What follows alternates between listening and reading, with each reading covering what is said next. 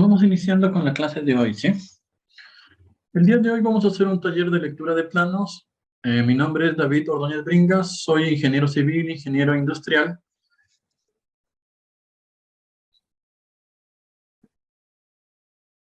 El objetivo del curso del día de hoy: reconocer e interpretar los símbolos y códigos necesarios para la lectura e interpretación correcta de los planos de acuerdo a las normativas vigentes.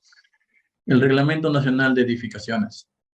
El Reglamento Nacional de Edificaciones se tiene que tener en cuenta que se viene actualizando año a año de acuerdo a todos los cambios que vayan sucediendo en el contexto de diferentes situaciones, diferentes investigaciones, que se deben de ir agregando para que se cumpla un aprovechamiento de todas las actividades que se están realizando, ¿sí?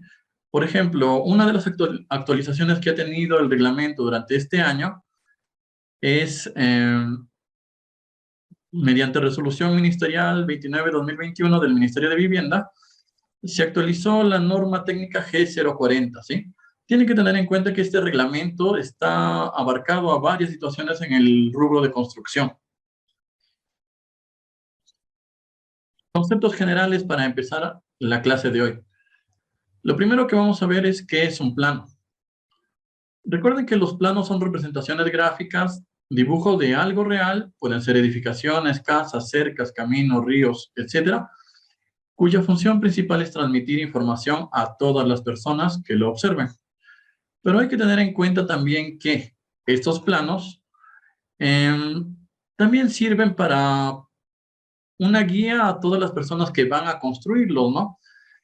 Le da la información de cómo debe quedar, qué deben hacer y sobre todo a las personas que están construyendo, les indica el resultado final de toda esta construcción. Recuerden que si ustedes han hecho un croquis, un dibujo de distribución de su casa, una forma de ubicación de cualquier objeto, ustedes ya están haciendo un plano en una forma básica, así que de alguna forma todos ya tienen entendido este concepto.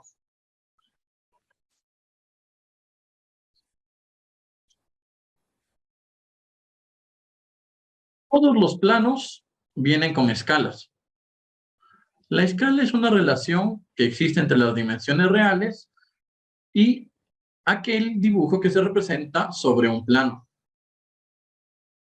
Por ejemplo, aquí nos dicen una escala 1/500. Significa que 1 centímetro dibujado en el plano representa a 5 metros en la realidad. ¿Cómo se trabaja con las escalas? Unas escalas dependen de lo que yo deseo representar. Por ejemplo, la escala natural, la escala de referencia es 1/100. ¿Qué quiere decir? Que 1 centímetro equivale a 1 metro en la realidad, ¿sí? 1 centímetro en el plano equivale a 1 metro en la realidad. ¿Cómo obtenemos este valor? El cálculo es bastante sencillo. Lo único que tenemos que hacer es dividir el denominador entre 100. Por ejemplo, 1000 entre 100 nos da 10. La escala 1/1000. 1 centímetro en el plano equivale a 10 metros en la realidad. 1/200.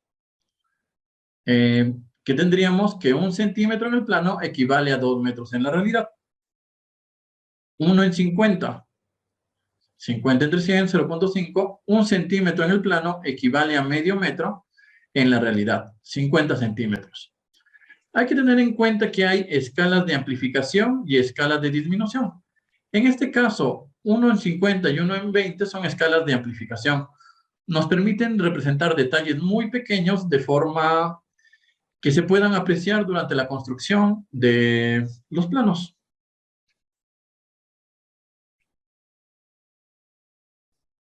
¿Qué es un membrete? Todo plano cuenta con un membrete. Se tiene que tener en cuenta que estos membretes nos dan la información general de cada plano, ¿sí?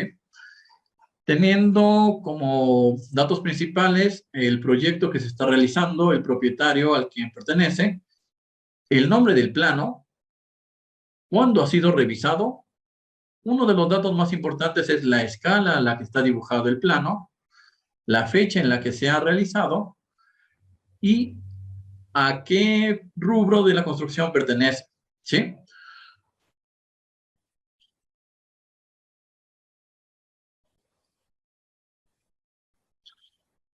Tipos de planos básicos. En este seminario vamos a ver 4 tipos de planos básicos. El plano de arquitectura, los planos de estructuras, planos de instalaciones sanitarias y planos de instalaciones eléctricas. Se tiene que tener en cuenta que hay muchos tipos adicionales de planos. Pueden estar los planos topográficos, los planos de instalaciones de gas, planos de evacuación, planos de seguridad y diferentes tipos. Pero estos 4 planos hacen un equipo, hacen un juego de lo mínimo necesario para realizar una construcción, ¿sí? Teniendo en cuenta como referencia una construcción de una casa habitación, por ejemplo, o de repente un conjunto multifamiliar. Vamos a iniciar con los planos de arquitectura. Recuerden que los planos de arquitectura representan las formas y dimensiones de una edificación y su finalidad principal es transmitir el aspecto final que va a traer esta construcción y sobre todo los detalles que esta conlleva, ¿sí? Recuerden que también estos planos son los medios de expresión de la persona que los diseña. Puede ser un ingeniero, puede ser un arquitecto. A través de los gráficos que nos muestra, nos intenta dar una forma de representación de las ideas que él tiene, ¿sí? Y la forma en la que él lo representa ayuda a transmitir esas ideas hacia el propietario final, hacia la persona que va construyendo la edificación.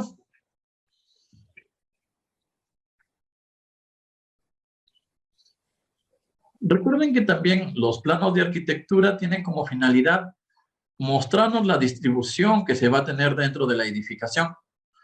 La textura de los materiales que va a tener los acabados, de repente los colores que van a tener las paredes y todo detalle que conlleve a tener la idea general y la idea detallada de cómo va a quedar la edificación. Para poder realizar estos planos de arquitectura y para poder entenderlos, nosotros debemos saber que el Reglamento Nacional de Edificaciones tiene un segmento dedicado a todo lo que es arquitectura. La norma 010, Condiciones Generales de Diseño, por ejemplo, para todo lo que son las dimensiones mínimas de los ambientes, para poder entender las distribuciones que se tienen dentro de la edificación, es que vamos a estudiar el capítulo 4. Obviamente que para cada tipo de edificación existe un reglamento que se debe cumplir y que seguramente el ingeniero o arquitecto han tenido en cuenta durante la ejecución de los planos. Aquí podemos visualizar cada uno de los contenidos que se tiene dentro del reglamento para la parte de arquitectura.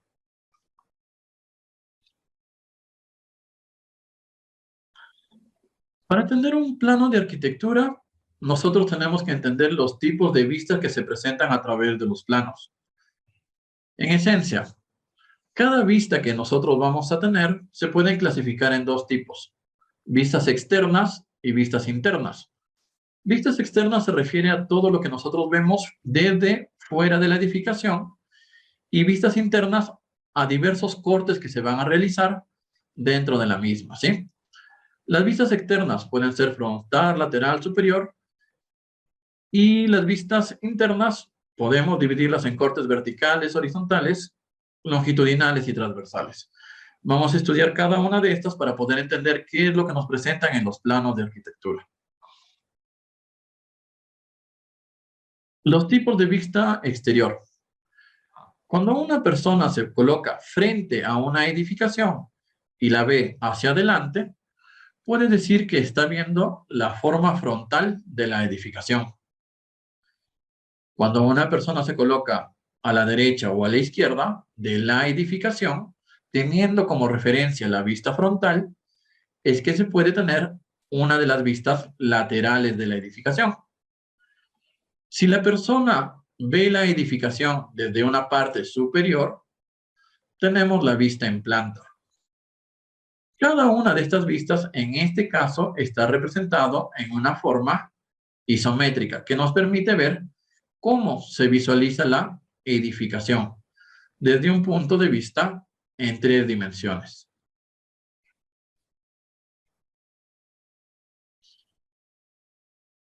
Ejemplos de las vistas que nosotros acabamos de ver.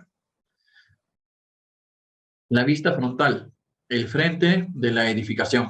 Desde adelante de la edificación tenemos elevación principal o vista frontal. Vista desde la izquierda, vista lateral. Vista desde la derecha, también una vista lateral. El plano que estamos visualizando lo estaríamos viendo en planta o desde la vista superior.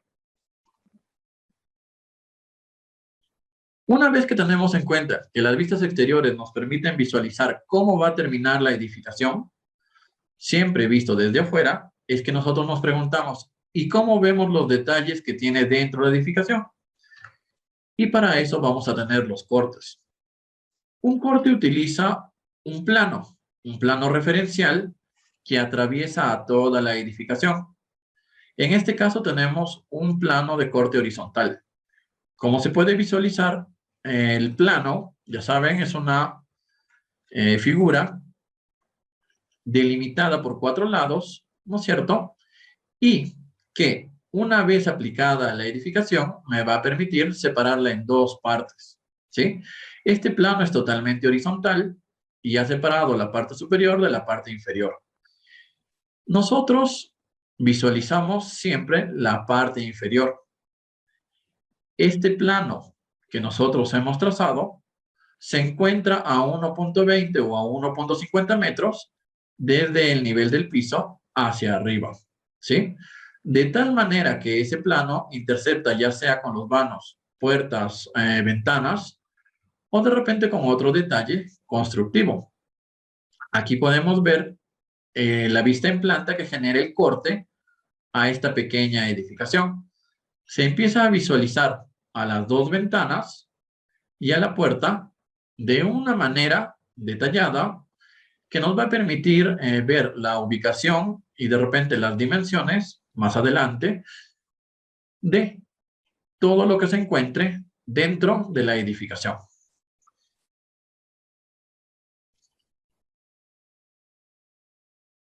Una vez que nosotros tenemos bien entendido lo que es la vista en planta, la vista superior, podemos también trabajar con cortes verticales, planos totalmente verticales que atraviesan a la edificación. Estos planos verticales también dividen a la edificación en 2 partes. El plano de corte, siempre tenemos que tenerlo en cuenta que debe ser horizontal o vertical con respecto a la vista en planta. Por ejemplo, tenemos el plano o corte 2.2 totalmente horizontal y el plano o corte vertical, que en este caso le estamos denominando transversal. Las denominaciones longitudinales y transversales por lo general se dan de acuerdo a la longitud de la edificación. En este caso, si decimos que de la ventana hacia la pared son 5 metros y de la puerta hacia la ventana son 4 metros, apreciamos que la parte longitudinal, el nombre longitudinal se da hacia la sección mayor, mientras que la parte transversal se da a la sección menor. Otro dato interesante respecto a los cortes longitudinales es que cada uno de los elementos que han sido cortados al ser representados, se tiene que tener en cuenta una línea de grosor un poco mayor a lo normal, ¿sí? Y es por eso que nosotros vamos a tener que clasificar el tipo de línea que nosotros utilizamos en los cortes.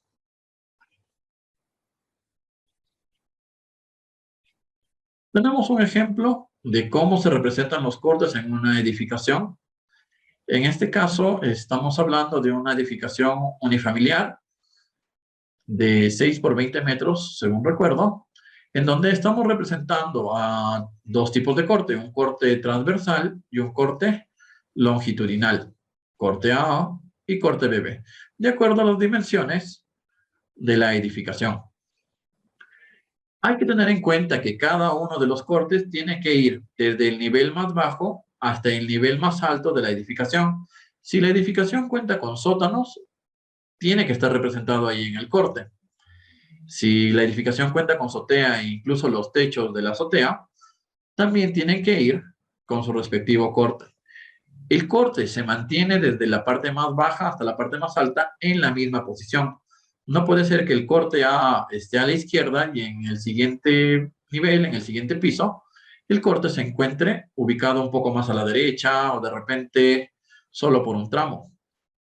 Los cortes siempre se mantienen, de tal modo que nos permitan realizar un corte de toda la edificación al ser representados, como podemos ver en las figuras. El tipo y uso de líneas. Como les mencioné hace un momento, los tipos de corte, los planos, al cortar a la edificación, para poder representar ese corte, se representa con una línea de un grosor un poco mayor. Hay que tener en cuenta que las líneas principales generalmente son usadas para cortes y secciones. Se aplican en elementos que desean destacar como columnas y muros, cortados tanto en planta como en elevación. Las líneas generales, con un poco menor de grosor que las principales y mayor a las auxiliares, son empleadas para fachadas, esquinas de intersecciones de planos, muros que no están cortados, de repente para todo lo que son el mobiliario que va a tener dentro la edificación, y de repente para los límites de la misma. Las líneas auxiliares se usan en elementos secundarios y de repente en intersecciones de planos. Por ejemplo, si nosotros queremos representar dentro de un plano de arquitectura una parte estructural, aunque no es muy común, se podría hacer con este tipo de línea para que no destaque sobre el plano de arquitectura. Las líneas de referencia. Por lo general se utilizan líneas discontinuas. Los que utilizan el software AutoCAD las conocen como Haydn, un tipo de línea que se utiliza bastante para proyecciones.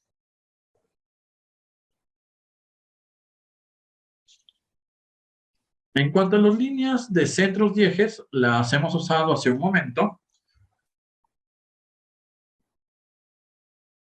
¿no es cierto? Tenemos algunas líneas que, como pueden visualizar, ya su representación es diferente a una línea continua, ya que tienen pequeños puntos dentro de la discontinuidad, de una forma simétrica.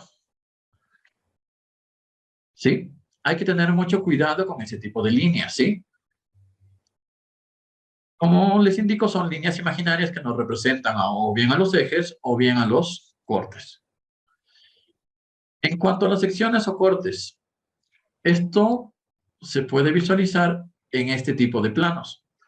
Cuando una pared o muro ha sido cortado por un plano vertical, la línea que se genera es mucho más gruesa que las líneas de fondo.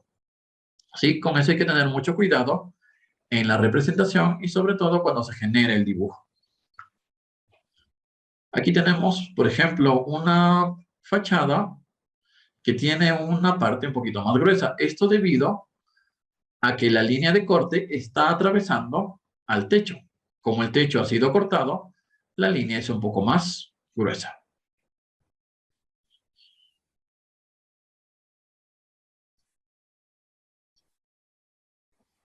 Las cotas, esenciales en todos los planos, nos permiten medir las dimensiones dentro del mismo con las medidas reales del proyecto.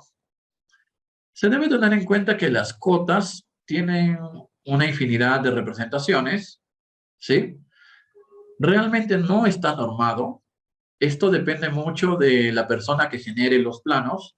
Puede utilizar de repente las flechas, de repente los puntos, para representar en sus planos. Lo que sí se tiene que tener en cuenta es que, por lo general, en los planos de estructuras, las cotas se dan de eje a eje. En cuanto a los planos de arquitectura, se detallan incluso el ancho de los muros, la distancia interior entre muro y muro, y su forma de representación también cambia de acuerdo a los detalles que se dan. Así que hay que tener un poco de cuidado cuando nosotros empecemos a trabajar con cotas, porque si bien nos ayudan durante la construcción, tampoco se trata de que todo el plano esté dibujado con cotas por cada uno de los puntos. Las cotas tienen que estar ubicadas estratégicamente para que nos den la información que necesitamos, pero sin opacar el dibujo del plano.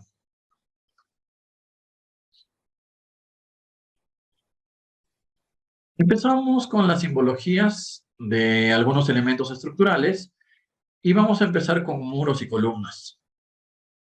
Los muros y columnas dentro de la parte arquitectónica se debe tener un poco de cuidado. ¿Por qué? Porque si bien en los planos simplemente aparecen como líneas, dentro de los mismos planos, dentro de, puede ser una leyenda o dentro de un detalle o especificación, se puede representar la forma final de estos planos. De repente, si es un muro recubierto, un muro de piedra, la representación es bastante distinta a un muro normal. Pero hacer este tipo de detalle durante toda una construcción generaría un poco de, podríamos decir, confusión dentro del plano. Es por eso que si bien se representa con líneas, se puede hacer un detalle indicando qué tipo de muro va a representarse o se representa dentro del plano. Lo mismo pasa con las columnas. Hay que tener un poco de cuidado con ello también. Si bien el plano de arquitectura representa, por ejemplo, una columna redonda, puede ser que el plano de estructura en la columna esté con forma cuadrada. ¿Qué quiere decir? Que de repente estructuralmente se diseña como una columna cuadrada y lo que se hace simplemente es con un poco de terrajeo o acabado, darle la forma circular. Así que hay que tener cuidado con ese tipo de detalles. Otra cosa que podríamos ya empezar a visualizar en la figura que tenemos es cómo se van representando los ejes de trabajo dentro de un plano, ¿sí? Los ejes de trabajo nos representan las formas en las que van a estar alineados los elementos estructurales y que nos van a permitir más adelante de repente hacer algunos cálculos, como son el cálculo de materiales, el cálculo de metrados, que se va a necesitar para la edificación.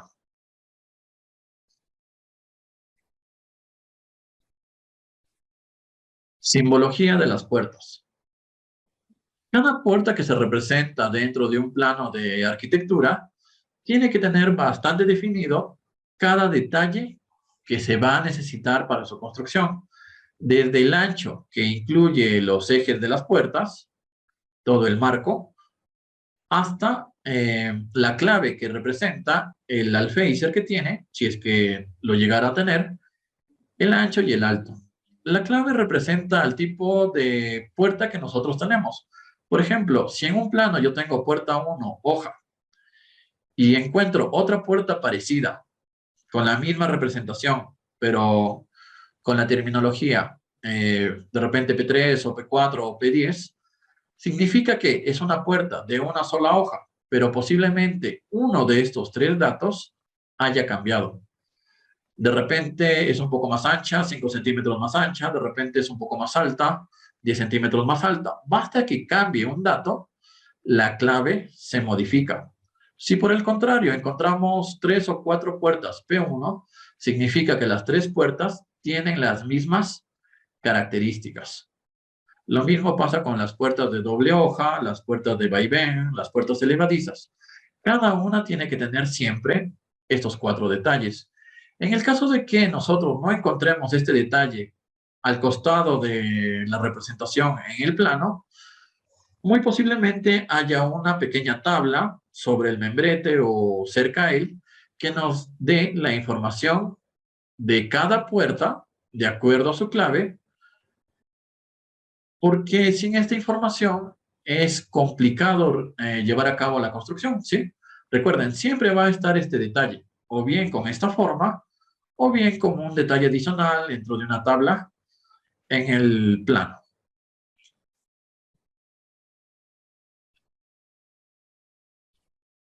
Lo mismo pasa con las ventanas. Tenemos diferentes tipos de ventanas y también tiene sus 4 características. En este caso hay que tener mucho cuidado con el alféizar. El alféizar es la distancia que tiene la base de la ventana hacia el nivel del piso, ¿sí? Por ejemplo, el alféizar de las ventanas altas se tiene que tener mucho cuidado, sobre todo con su representación en los planos. Hace un momento mencionamos que los planos de corte horizontales se dibujan a aproximadamente 1.20 o 1.50 metros de altura. Al estar la ventana con un alféizar de 1.60 o 1.70, estas teóricamente no deberían estar representadas en el plano. Sin embargo, como es necesario reconocer su ubicación para poder construir, es que se dibujan con líneas proyectadas.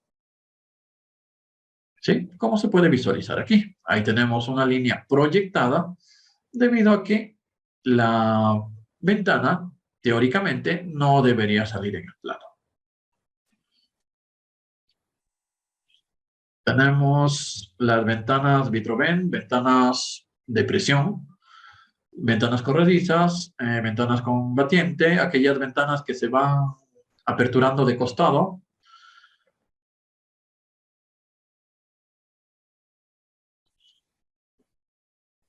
También tenemos que tener en cuenta la simbología de las escaleras. Nosotros tenemos diversos tipos de escaleras. Estas escaleras se tiene que tener bastante cuidado con su forma de representación y sobre todo con la persona que va a construirla. Tiene que ser una persona que tiene experiencia, sobre todo en el trazado de los pasos y contrapasos. Se debe tener en cuenta para los planos de escaleras que éstas estén muy bien representadas, sobre todo para que pueda conectarse bien el nivel de piso con el nivel superior. Tenemos las formas más comunes de una escalera. La escalera que estamos representando a continuación es una escalera en U. Y se tiene que tener en cuenta cuando nosotros revisemos los planos de escaleras. Lo primero que vamos a visualizar es una pequeña flecha, ¿no es cierto?, que nos indique el sentido de la escalera. De repente, esta escalera va desde un segundo piso hasta un tercer piso. ¿Por qué inicia en 16?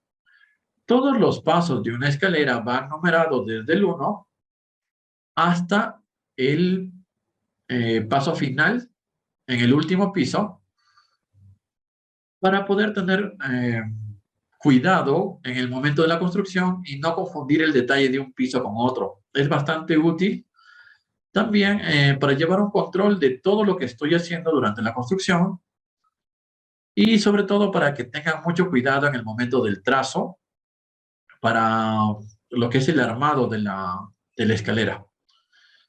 Ahí tenemos algunos detalles, como por ejemplo el ancho de paso, que generalmente es 25 centímetros o más, la altura del contrapaso, los apoyos que vamos a tener, que por lo general en arquitectura solo está representado con esta forma de corte, ¿no es cierto? La escalera ha sido cortada por un plano vertical y nos da este detalle. Si nosotros no manejamos bien la forma de trabajo, la figura, de repente viéndola de esta forma, vamos a cometer errores constructivos que, bueno, al final siempre van a perjudicar a la obra.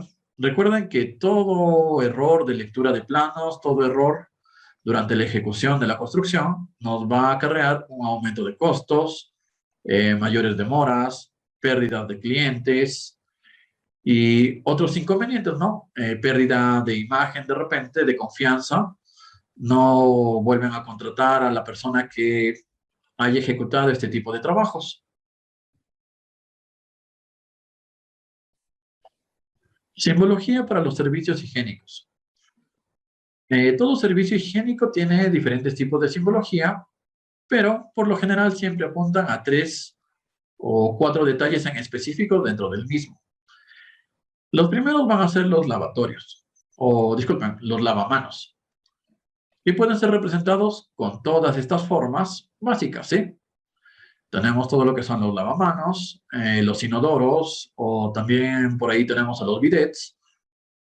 Tenemos a la ducha, su representación más básica, que también puede ser representado con un cuadrado de esta forma, o en ese espacio mismo, de repente tenemos a las tinas o con dimensiones un poquito más grandes, los jacuzzis. ¿Sí? Cada uno de estos ubicado ya de forma, podríamos decir, casi normada, porque ya vamos a ver que en instalaciones sanitarias, cada uno de estos ocupa un lugar específico, de acuerdo a normativa, en cuanto a la separación, por ejemplo, de la pared con el orificio donde se va a conectar la tubería de 4 pulgadas para el inodoro. Tenemos también un isométrico de cómo quedaría el servicio higiénico y sus diferentes posiciones, ¿no es cierto?, que nos permiten visualizar de una forma más clara todo lo que nos indique un plano en planta. Simbología para las cocinas. En una cocina siempre vamos a tener tres formas básicas que van a estar representadas. Tenemos el primero, que va a ser la misma cocina, representada por cualquiera de estos símbolos, ya sea en planta o ya sea en una vista frontal. El segundo va a ser el refrigerador. Tenemos su vista en planta, también tenemos su vista frontal. Tenemos, ahora sí, el lavatorio, ¿no es cierto? Estos tres siempre van a estar ubicados en cualquier cocina. Se tiene que tener en cuenta también que el piso mismo que está representado por estas líneas cruzadas representan de repente a un tipo de cerámico, del cual su detalle posiblemente se encuentre dentro de las especificaciones que tiene el plano. ¿Qué más tenemos que tener en cuenta en este tipo de planos? El nivel de piso terminado. Eso quiere decir que la mayólica, el acabado final, en este caso de las cocinas, se va a ubicar a 0.15 metros, disculpen, a 0.15 sobre el nivel del falso piso. Así que hay que tener mucho cuidado con esto, ¿sí?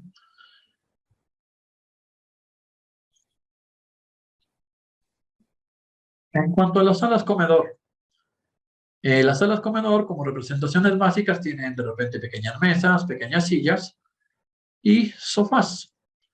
Podemos tener varios tipos de representación de estas a través de la simbología que les presento. Sin embargo, nuevamente, esto no está normado. Esto depende mucho de la persona que realiza el plano. Para finalizar un poco con la parte de arquitectura, tenemos lo que son los isométricos y todo lo que es el renderizado. El plano isométrico es un plano en 3 dimensiones, representado desde un punto de vista de un observador, ¿no es cierto? Y que nos permite visualizar todo lo que son las construcciones.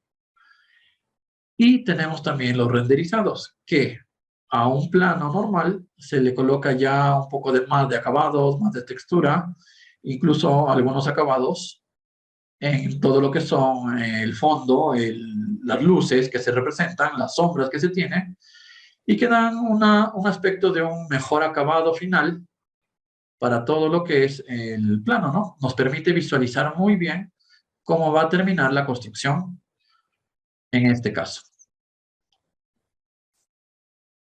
No sé si hay dudas o consultas respecto a esta parte. Por aquí tenemos una duda. Las alturas de la ventana del piso. Ok, vamos a ver esto.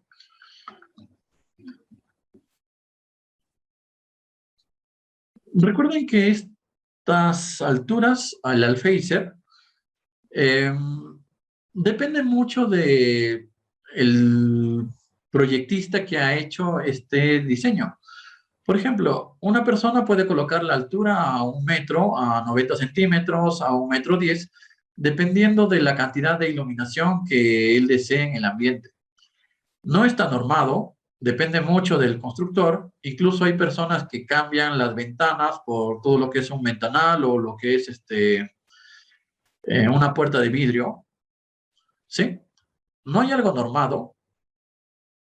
Así que las alturas de las ventanas las escoge prácticamente cada persona, o muchas veces el proyectista le hace caso a la persona que va a vivir en ese sitio y lo adecua. Lo que sí hay que tener en cuenta es que los, podríamos decir, los cálculos estructurales diseñados para un ventanal, por ejemplo, tienen que ser los adecuados. Por aquí tenemos otra consulta. ¿Es correcto que en las cotas, en los cortes, el texto de numeración debe ir en paralelo a los muros o al apreciarlo de frente debe hacerse de forma horizontal? A ver, vamos a ver. Se está refiriendo a estas cotas, ¿no es cierto? Es correcto que en las cotas, en los cortes, el texto de la numeración debe ir en paralelo a los muros. En paralelo a los muros totalmente. Pero ahora dices al apreciarlo de frente debe verse de forma horizontal. Ah, ya, te refieres, supongo, a esta parte de aquí. Vamos a ver si podemos usar las anotaciones. ¿Te refieres a cuando yo haga una cota, por ejemplo, 0.50 tiene que verse de forma horizontal? ¿O a este 0.50 que tiene que verse de forma vertical, ¿no es cierto? Ah, las cotas en los cortes. Ah, un segundo. Ah, correcto, a esta parte. Sí, mira, aquí hay que tener en cuenta dos cosas. La primera es que la recomendación es que todas sean horizontales. Pero como vamos a ver de repente, si llegamos a lo que son más adelante en otro seminario, lo que son planos topográficos, sí se permite que sean horizontales, pero en arquitectura no es muy común. Pero algunos sí llegan a hacerlo, sí lo he visto. Algunos sí lo hacen. No es común, pero sí he visto que lo hacen. En planos de topografía sí es bastante común ver este tipo de representación vertical. Ah, por aquí preguntaban una recomendación para las alturas. Ah, la recomendación para las alturas es mínimo un muro de 1,50. ¿Sí? Para evitar algunos problemas más adelante, mínimo recomendaría 1,50, sobre todo cuando la lluvia cae de costado. Si la lluvia cae de costado y la ventana es muy baja, en caso de ventanas de madera puede generar un poco de problemas, incluso malograr los acabados. Es mejor un muro un poquito más alto para todo lo que son ventanas. A ver, por aquí creo que hay otras consultas. ¿De repente alguna otra duda o consulta antes de pasar al tema de estructuras? Creo que no hay más dudas o consultas respecto a la parte de arquitectura. La parte de arquitectura es sencilla, ¿no es cierto? Nos permite visualizar nada más los detalles que vamos a ver al final de la edificación. Es mucho más interesante la parte de estructuras. Vamos a iniciar con ella si no hay más consultas. Ok, empezamos entonces con la parte de estructuras. Lo primero que hay que tener en cuenta para la parte de estructuras es que una vez finalizada la parte de arquitectura, nosotros ya conocemos cómo va a quedar la edificación. Ahora tenemos que ver la forma en la que esa edificación se mantenga en pie, se mantenga constante en el tiempo, ¿no es cierto? Una edificación se hace para durar por lo menos unos 20 años, dependiendo de la estructura. De repente incluso los hospitales se diseñan para que duren 50 años a más. Así que hay que tenerlo en cuenta. A los planos de estructuras. Estos planos son una representación gráfica de los elementos estructurales y siguen ciertas normas para su dibujo y su posterior interpretación. Nos permite guiarnos en la materialización de cualquier obra, por tal motivo debe tener un orden secuencial del proceso constructivo, haciendo constar cada etapa de manera general. Y esto es algo que les falta mucho en todo lo que son las edificaciones que nos dan o que, bueno, en tema de informalismo de repente se le entrega a los maestros de obra, a los operarios, para que inicien con la construcción. No se les da en un determinado orden, sino que se les va dando por partes. Y eso puede generar alguna alteración, en especial si primero le doy el plano de estructuras y después le doy el plano de sanitarias. Se deberían dar los dos planos al mismo tiempo. Recuerden que en muchos de los casos se presentan interferencias entre los dos planos y esos son los que nos van a generar problemas más adelante. Así que hay que tenerlo muy en cuenta. Para poder entender los planos de estructuras, aquí sí tenemos que estudiar un poquito más la normativa. Dependiendo de lo que nosotros estemos construyendo, de repente una estructura de concreto armado, una estructura de albañería, una estructura de adobe, nosotros tenemos que conocer por lo menos la parte general de la normativa, porque nos permite entender mucho mejor el plano. Recuerden, todo eso se va a encontrar en el Reglamento Nacional de Edificaciones y cada una de estas tiene su propio apartado.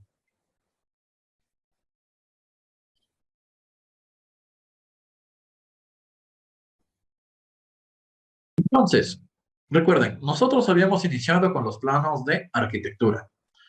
En los planos de arquitectura, yo ya tengo reconocido lo que son los muros, ¿no es cierto? Cómo va a estar distribuidos los ambientes. Entonces, para iniciar con el plano de estructuras, lo primero que tengo que reconocer son los ejes de trabajo. Cada eje de trabajo, representado con las líneas rojas en este caso, nos permite distinguir en dónde voy a empezar a trabajar la parte de las estructuras. En este caso, nos dice que trabajemos en orden.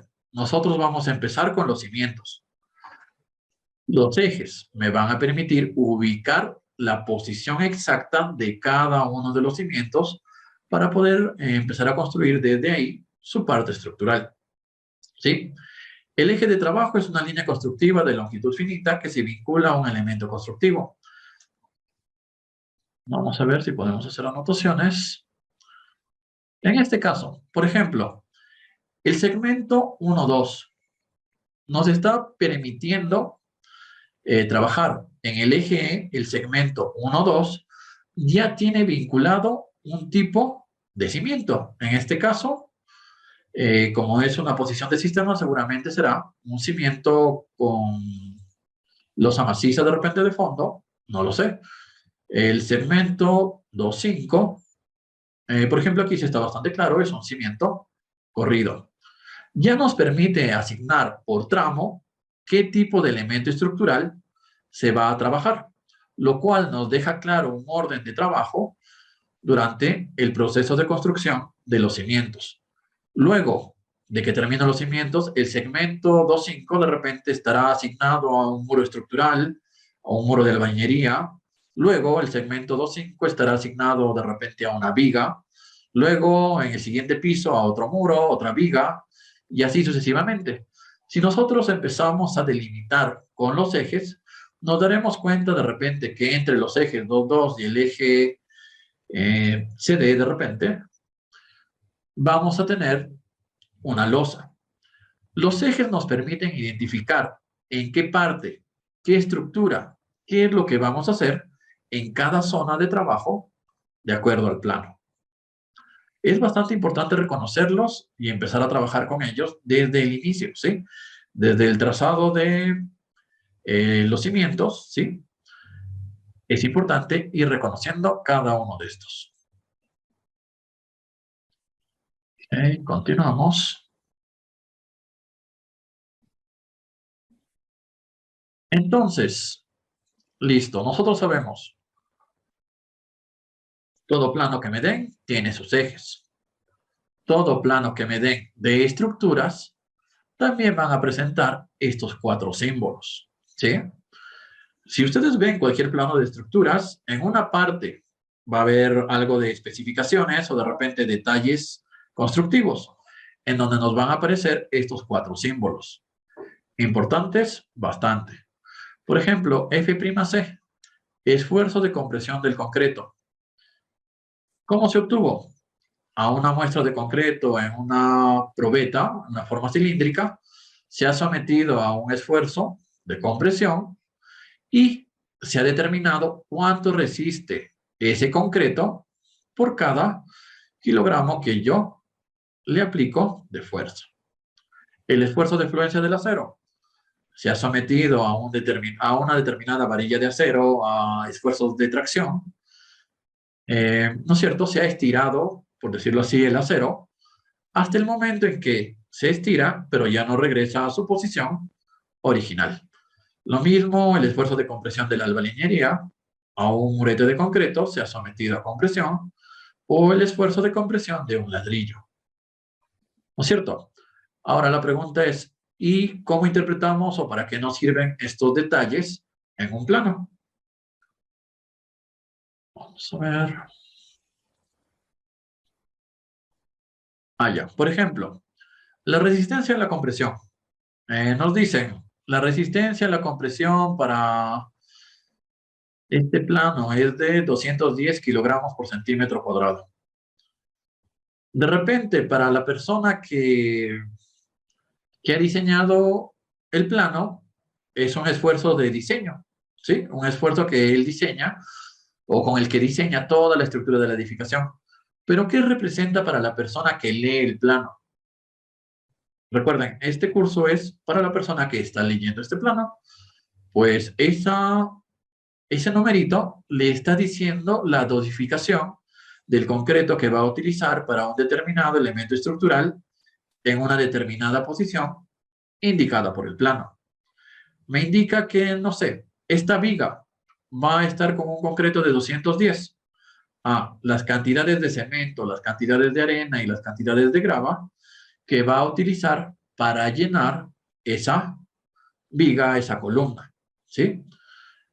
Nos está diciendo bien claro cuál es la cantidad que tenemos que utilizar de cada material que va a ser, en el caso de este caso, concreto, ¿sí? ¿Es importante conocer ese número? Definitivamente. Muchas personas no, bueno, ni siquiera ven el plano y simplemente piden que el maestro llene la columna, llene la viga con una determinada dosificación de material, que sin embargo no es la correcta. O de repente es muy poco, o de repente es demasiado. Recuerden que si ustedes están colocando más cemento, están generando una resistencia mayor. De repente el diseño no está hecho para ello, ¿sí?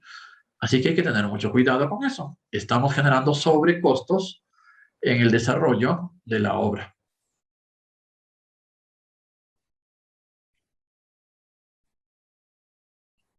Muy bien, tenemos lo que es resistencia a la compresión. Los elementos estructurales los vamos a estudiar desde la parte inferior hasta la parte superior, pero solo en una edificación normal, ¿sí? Una edificación unifamiliar, una casa, simplemente. Lo primero que vamos a ver son dos tipos de elementos estructurales básicos en la cimentación. Lo que son las cimentaciones corridas y también lo que son las zapatas. Luego veremos lo que son las columnas de concreto armado, también las vigas de concreto armado, un poco de detalles constructivos respecto a ello, las losas aligeradas, y también vamos a ver un poco de detalles de escaleras de concreto armado y los detalles que nos dan en los planos. Por ejemplo, tenemos las cimentaciones. Una de las cimentaciones más utilizadas son las zapatas aisladas. Son un tipo de cimentación superficial que sirve en la base de elementos estructurales puntuales, como son las columnas, de modo que esta zapata amplía la superficie de apoyo hasta lograr que el suelo soporte sin problemas la carga que la transmite. Ok, entonces, las columnas generan un peso. Ese peso de todo lo que venga encima va a ser transmitido hasta la zapata. Esa zapata en la parte del fondo tendrá una malla de todo lo que es varillas de acero. ¿Cómo se lee este dato? Las varillas que van a ir en el fondo van a ser varillas. A ver, vamos a verlo aquí. Tenemos un medio cada 0.10. ¿Cómo se lee este dato? Nos están diciendo el diámetro de cada varilla que se colocará en el fondo de la zapata es de varilla de media, ¿no es cierto? Un medio de pulgada. ¿Cómo van a estar ubicadas? Van a estar ubicadas cada 10 centímetros, o aquí nos están indicando 0,10 metros. Distancia entre varilla y varilla, 10 centímetros, tanto de forma horizontal como de forma vertical. ¿Sí? Nos están diciendo la posición del acero en el fondo. Un detalle, como estamos viendo aquí, la especificación técnica, nos está diciendo, por aquí seguramente, la resistencia del concreto, 210, justo lo que vimos hace un momento. ¿Qué nos están diciendo? El concreto que yo voy a utilizar tiene que seguir una dosificación ideal, indicada en la tabla anterior. ¿Sí? ¿Qué más nos están diciendo? Por aquí tenemos la afluencia del acero. Mucho cuidado con esto. Nos están indicando que el acero que yo debo comprar tiene que tener dentro de sus características un determinado tipo de fluencia. Importante totalmente. Recuerden que en edificaciones un poquito más grandes o en edificaciones de proyectos que, por ejemplo, ejecutan las municipalidades, los gobiernos regionales, cambiar un acero por otro, de repente traído de otros países que son un poquito más baratos, generan un cambio de la afluencia.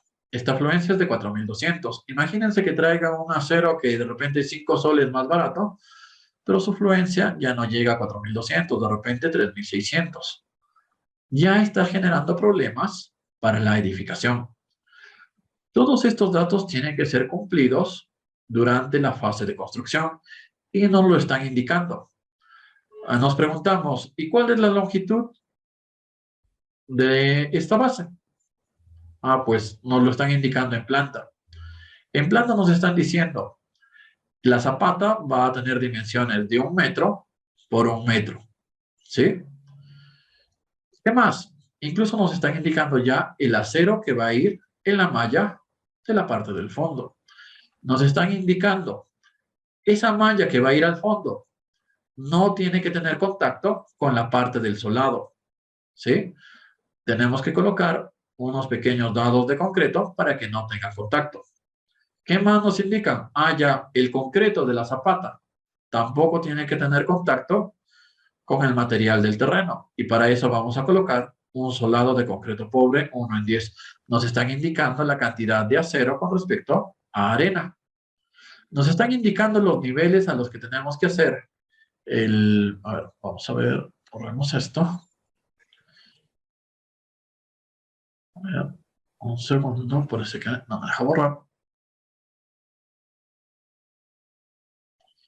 A ver, un segundo, por favor.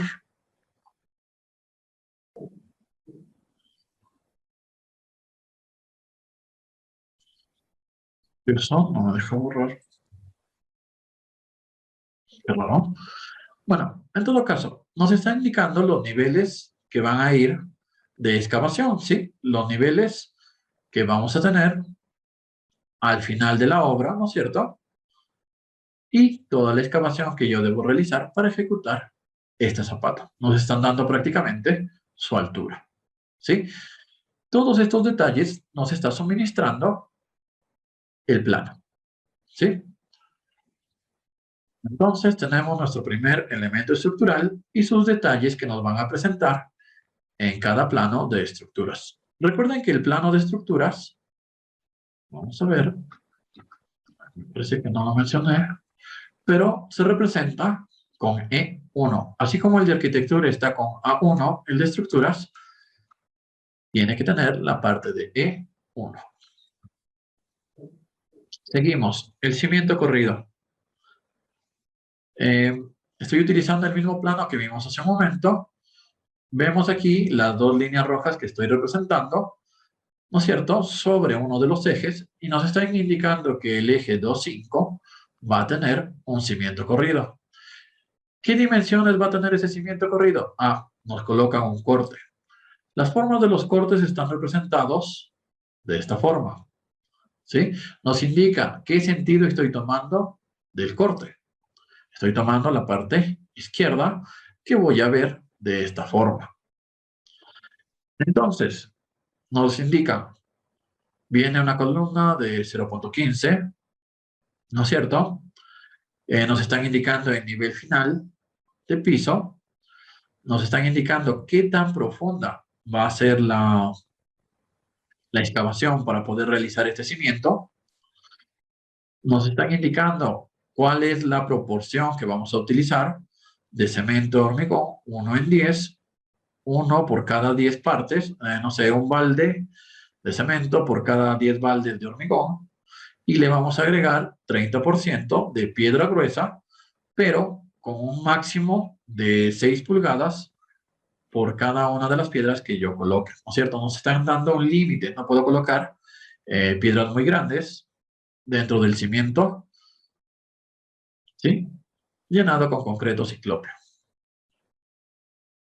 ¿Qué más nos indican este tipo de planos? Nos indican también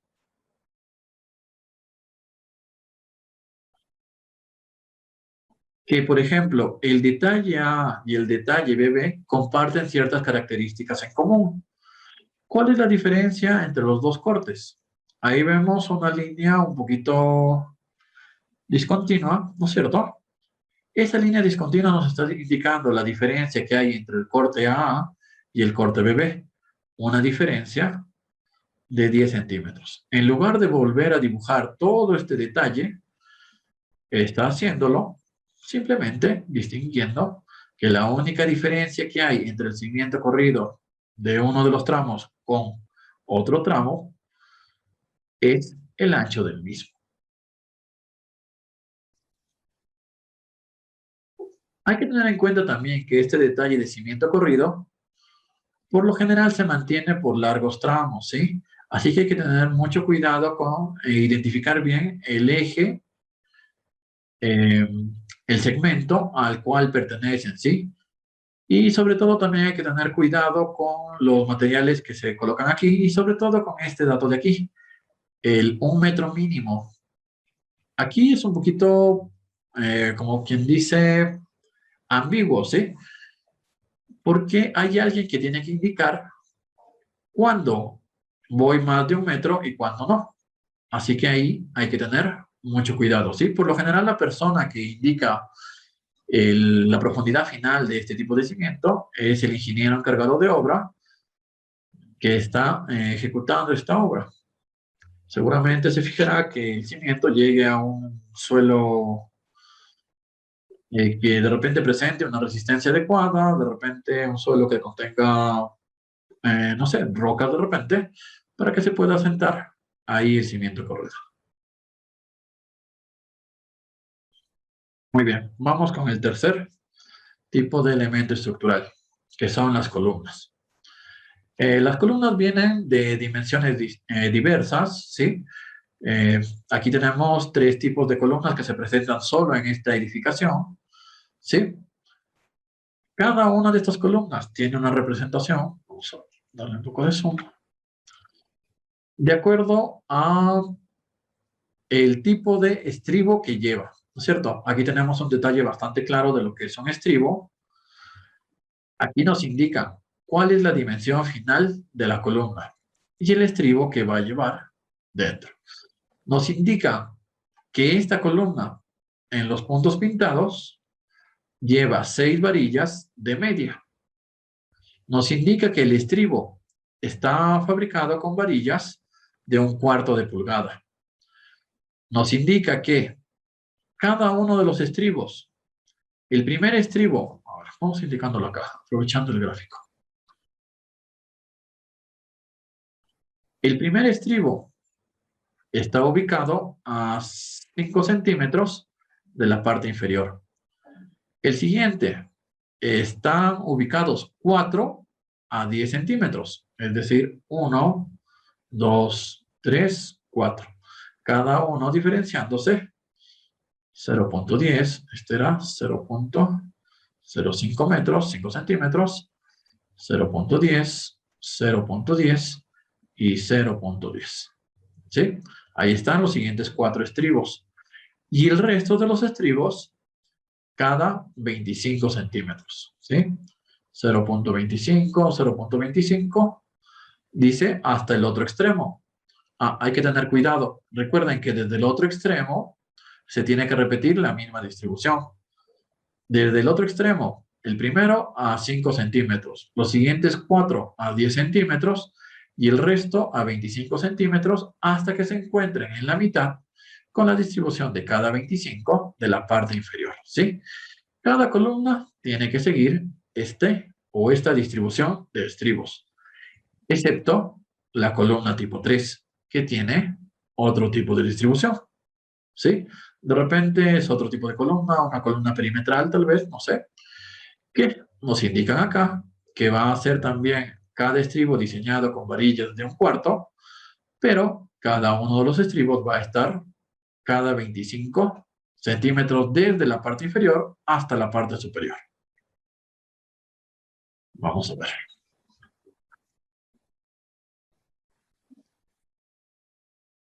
Además, hay que tener en cuenta con todo lo que son las columnas, hay que tener mucho cuidado con el detalle de los dobleces en las partes inferiores, ¿sí? En el caso de las columnas, mucho más, porque recuerden que cada parte inferior va conectada con todo lo que son las zapatas, por ejemplo, y entonces la forma de amarre es un poquito más detallada, teniendo en cuenta que cada doblez hecho, ya sea en una columna o ya sea en una viga, está especificado en la normativa y depende del diámetro de varilla que tiene cada una, ¿sí? En algunos planos indican cuánto debe ser ese doblez, pero en algunos planos no. Entonces, ¿qué hacemos en esos casos? En esos casos, cuando no nos dan el detalle en el plano, tenemos que recurrir a la normativa, ¿sí? La normativa nos indica de cuánto debería ser ese doblez si no está especificado. ¿Ok? Parece que yo puedo borrar dibujos. Vamos a ver aquí. Aquí nos dan otro ejemplo de distribución, ¿no es cierto? Nos indican cómo debemos colocar la posición de cada uno de los estribos. Aquí les mencionaba un poco la concentración de los estribos a partir del nivel, eh, podríamos decir, de piso, ¿sí? Ahí está, cada 5, cada 4, 4 cada 10, el resto cada 25. Aquí tenemos otro tipo de distribución y hay que tener cuidado sobre todo con la distribución de los estribos, en este caso, prácticamente dentro del cimiento.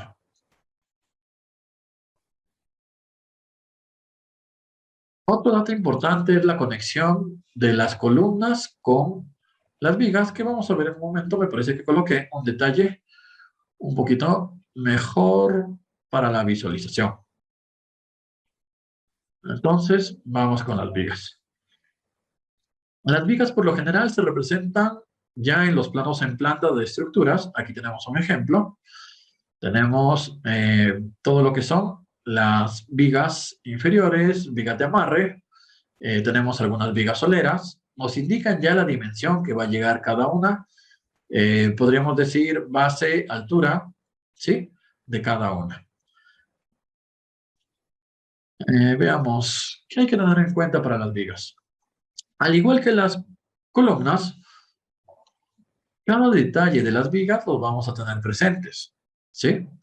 Nos están indicando también cuántos fierros conforman cada una de las vigas, ¿no es cierto? Cuántas varillas, ahí nos indican, ¿no es cierto? 5 varillas de media. Y también están compuestas por estribos, ¿no es cierto? Estribos de 1/4 de pulgada, corrugado, cada 0,25 centímetros. En este caso de la viga peraltada, aunque aquí le han puesto viga de amarre, parece que hay un error.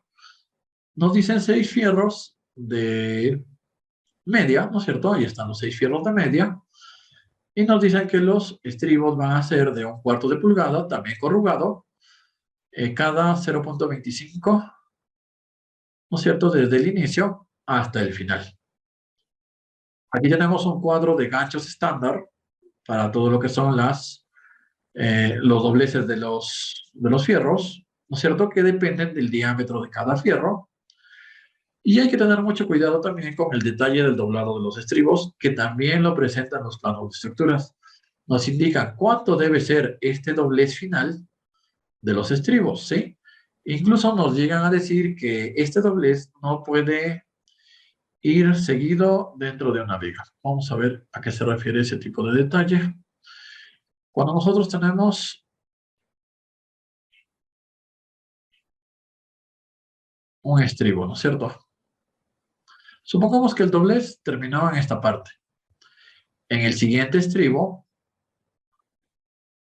el doblez, este detalle, tiene que terminar en la otra viga.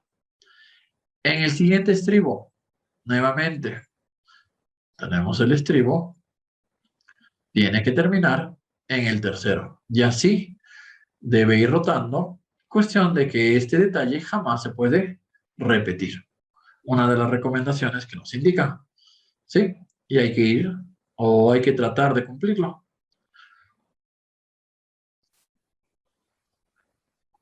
¿Qué más podríamos decir de una viga? El tipo de concreto, por lo general, de las vigas es el mismo concreto de una losa, ¿sí? Hay que tener cuidado nada más con el detalle de cálculo, que lo vamos a ver en un momento, y también con las dosificaciones que ya vieron, depende del eje prima, ¿no es cierto? En cuanto a los detalles, vamos a ver, vemos esto. Lo tenemos presentes a continuación. La unión de lo que es la columna con la viga, se tiene que tener mucho cuidado con los dobleces, en este caso, de cada una de las varillas. Tenemos este punto, ¿sí? Y la parte inferior que viene, por lo general, de esta manera, ¿sí? Hacia arriba y hacia abajo hasta la parte final donde generan los amarres. Lo que les decía también de los detalles de cada uno de estos, ven cómo van intercalando el detalle final de los estribos, ¿no es cierto? De tal manera que no se repitan uno a continuación del otro. ¿Qué más hay que tener en cuenta? Los empalmes de acero, ¿sí? Hay que tener mucho cuidado con los empalmes de acero, ya sean para las columnas, ya sean para las vigas. Estos detalles de empalmes también vienen en los planos de estructura, ¿sí? Nos dice o nos da una idea de en dónde debo colocar yo el empalme. Recuerden que una viga, disculpen, que una varilla de acero viene de 9 metros, ¿no es cierto? Pero a veces la edificación es de 15 metros. Obviamente que en alguna parte voy a tener que cortar esa varilla para que den esos 15 metros. Tengo que tener cuidado. ¿Por qué? La parte en donde corte la varilla no va a ser al final, de repente en la intersección con la columna. ¿Sí? Hay que tener cuidado. Tengo que procurar que ese corte coincida con un tercio de la parte que separa las dos columnas, ¿no es cierto? Tal como nos indica el detalle. Tengo que intentar que aquí se dé el empalme, ¿sí? Lo mismo pasa con las columnas. En las columnas yo no puedo hacer el empalme justo en la intersección con la viga.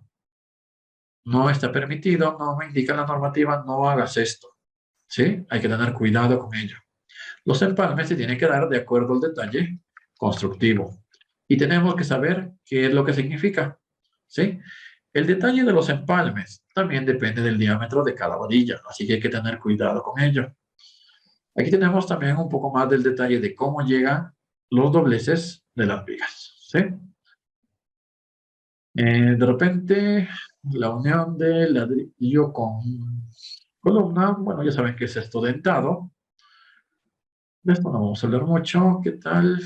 La viga peraltada, ya vimos, ¿no es cierto?, que es una viga un poquito más alta que las normales, y la viga chata se ajusta con el nivel de la losa. Esta sobresale un poquito. Vigas de confinamiento son solo vigas que teóricamente no cumplen, eh, podríamos llamar un soporte de cargas como lo hace en una viga peraltada, pero que sí sirve al final en el análisis de giros para las losas, ¿sí? Distribución de los aceros, ya hablamos un poco de ello, ¿no es cierto? Aquí hay algo más de detalle de cómo se distribuye y cada cuánto se tiene que colocar.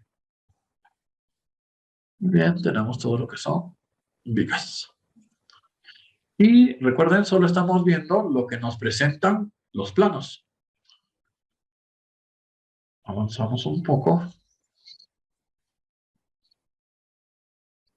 Tenemos la losa aligerada. Con las losas aligeradas sí hay que tener mucho más cuidado. Vamos a ver. Las losas aligeradas se presentan por lo general en planos en planta, ¿sí? Los detalles que vamos a encontrar de las losas se presentan de esta manera. No hay mucho más detalle que hacer respecto a las losas, así que hay que tener mucho cuidado. Todos los datos son extraídos de los planos en planta y de repente complementados de esta forma.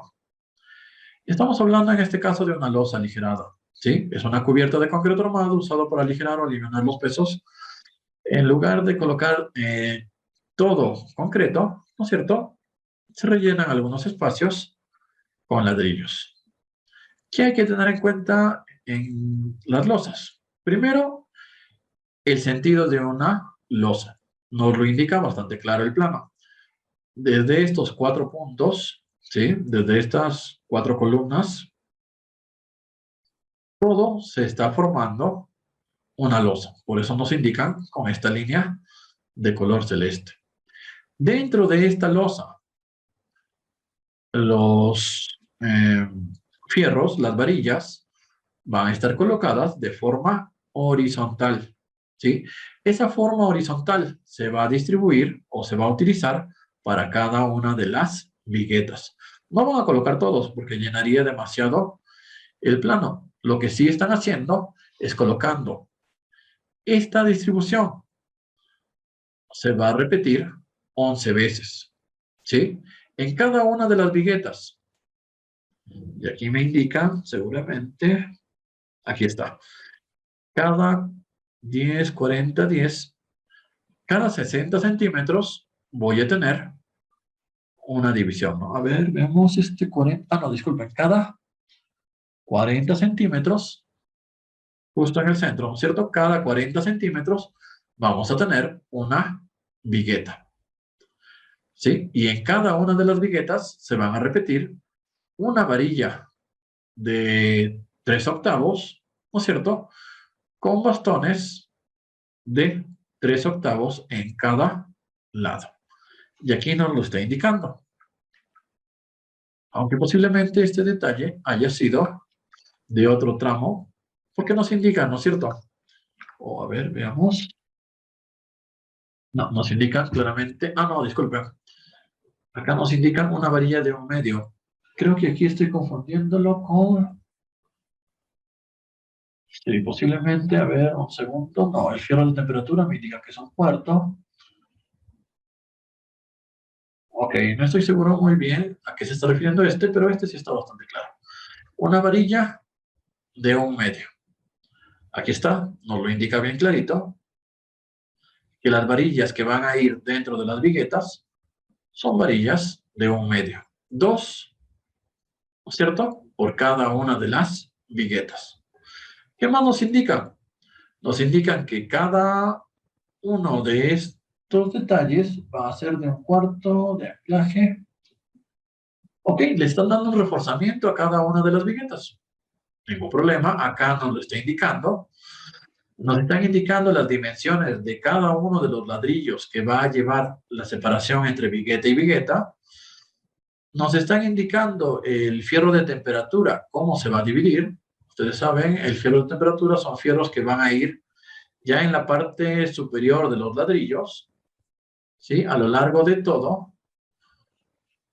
Y aquí hay que tener en cuenta que nos dice ese fierro de temperatura va a estar cada 25 centímetros de separación entre cada uno en los entrepisos y solo en la azotea van a estar cada 20 centímetros. ¿Qué más nos indican? Nos indican también la sobrecarga que aguanta esta losa. Nos indican el espesor, el ancho 0.05 más 0.15. Ahí tenemos el 0.20, el ancho de losa. ¿Sí? Nos dan todos los detalles que yo necesito para construir esta losa. Entonces, recuerden, estamos buscando solo lectura. No estamos buscando estructuración ni otros datos, como metrados tal vez. Solo estamos leyendo lo que nos indica el plano. A ver, nos faltará algún dato por aquí que no se haya interpretado. Una escala que nos indica, bueno, ya saben, el tamaño de una forma mucho mayor. Si no nos dieran esto, tendríamos graves problemas. Si es que no nos dieran detalles, tendríamos que coger una regla y medir este tipo de detalles, ¿no es cierto? Y si no se le escala, voy a tener inconvenientes, sobre todo en las partes que no están acotadas. Veamos, ¿qué más? ¿Qué más? Tenemos las vigas de amarre, las vigas soleras, que me parece lo vimos justo en la diapositiva anterior. Y ahí están los detalles de las vigas de amarre y de las vigas soleras que presenta esta losa, que es la misma losa que estamos presentando un poquito más abajo. Y me parece que con eso quedaría por lo menos cubierto lo que son las partes de las losas aligeradas. Aquí tenemos un poquito más de detalles de lo que es la losa y para que tengan una idea de lo que estamos haciendo, este de aquí es el fierro de temperatura, ¿sí? Todo el que está encima de los ladrillos, en nuestro caso nos decían cada 20 en la azotea y cada 25 en los entrepisos, ¿no es cierto? Ahí está, la separación entre este y este deberá ser de 0.25, de forma horizontal y de forma vertical. Como nos indican acá, está bastante claro. También nos indican el fierro de las viguetas, ¿no es cierto? Aquí hay que tener cuidado, ¿sí? Por lo general, para que quede en esta altura, amarran el fierro de temperatura con este fierro, con alambre de amarre nada más, así que hay que tener cuidado con ese tipo de detalles, ¿sí? En el caso de que se pregunte cómo se queda ahí la varilla durante el vaciado de concreto, ¿qué más podríamos sacar? ¿Qué más nos falta? Las dimensiones del tamaño de los muros, de los ladrillos. Y creo que para losa esto queda bastante claro, que es el fierro de temperatura, ¿no es cierto? Que no siempre se aprecia muy bien. Ah, y el resto que lo vamos a ver también con un poco de instalaciones sanitarias de qué es lo que no se debe hacer en las losas. Muy bien, veamos, borramos esto. Finalmente, como último elemento estructural que veremos en este seminario, están las escaleras. Escaleras. La escalera de concreto es una losa dentada e inclinada que nos permite subir o bajar de un nivel a otro. Una escalera está conformada por tramos, descansos y barandas. Los tramos están formados por escalones y los escalones por pasos y contrapasos. He colocado aquí el detalle de lo que es el primer tramo de una escalera en forma de U. Sí, la escalera que vimos en la parte de arquitectura, le estoy colocando como parte estructura, ¿sí? ¿Qué es lo que nos indica este plano? Primero, el cimiento que yo necesito exclusivamente para esta escalera. Ahí nos indica bien cuál es la profundidad de ese cimiento, ¿sí?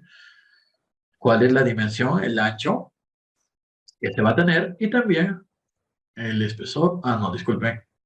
Esto de aquí nos lo da el plano de arquitectura o también el de estructuras, pero el plano en planta.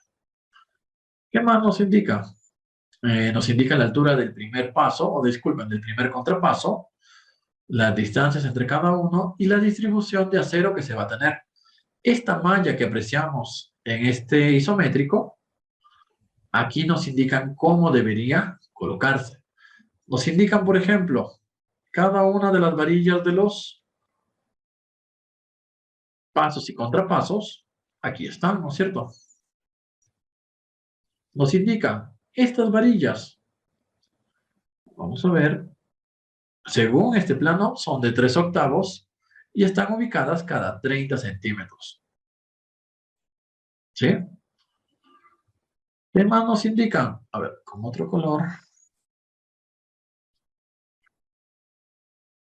Por ejemplo, las líneas que van desde la parte inferior hasta la parte superior, toda esta línea de acá, ¿no es cierto? Todo desde acero.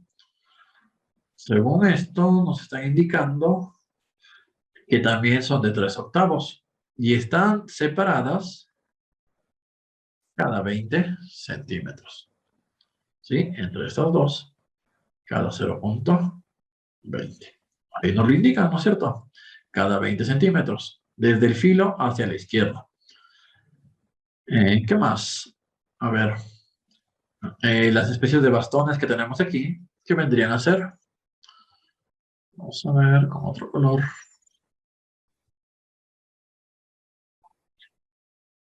A ver, muy arriba creo, o por aquí más o menos, hacia abajo. Los que llegan a la cimentación, ¿sí? Muy importantes. A ver, nos están indicando que también son de 3 octavos cada 20 centímetros. Y estos son los mismos que llegan acá arriba al descanso de la escalera, que deberían ser más o menos de esta forma. ¿Sí? Ahí nos lo están indicando. A ver, estos de aquí vendrían a ser también de 3 octavos y cada 20 centímetros. Aquí, aunque no se note muy bien, también nos están indicando los aceros del descanso. A ver, con otro color.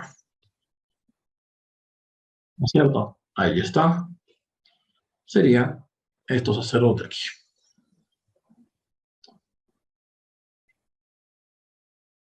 Sí, todos esos aceros del descanso también nos lo están indicando. Y pareciera que también son de 3 octavos cada 20, al no haber ningún detalle o flecha que nos indique algo por aquí. ¿Sí?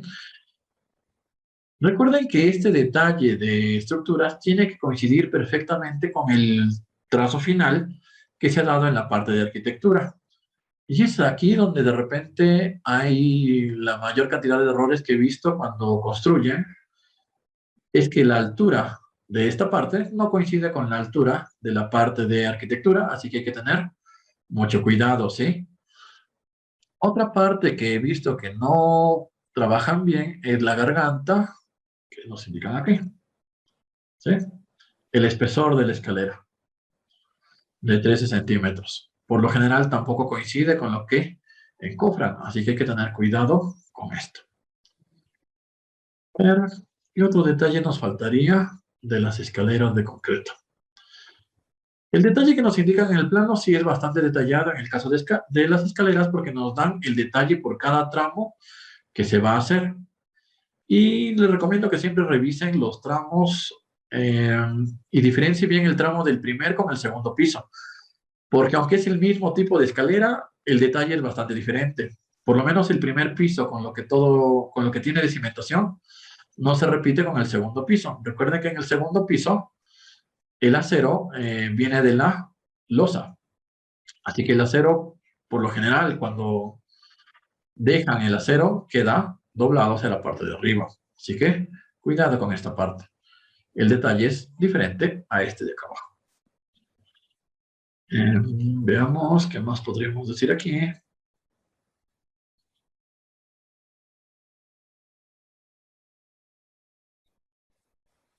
No, no se me ocurre más. Me parece que hemos mencionado todo lo de una escalera. Entonces, borramos esto. Y lo pasamos a la siguiente diapositiva. Y ya serían dudas o preguntas. No sé si hay dudas o consultas con respecto a los planos de estructuras. Vamos leyendo las dudas o consultas.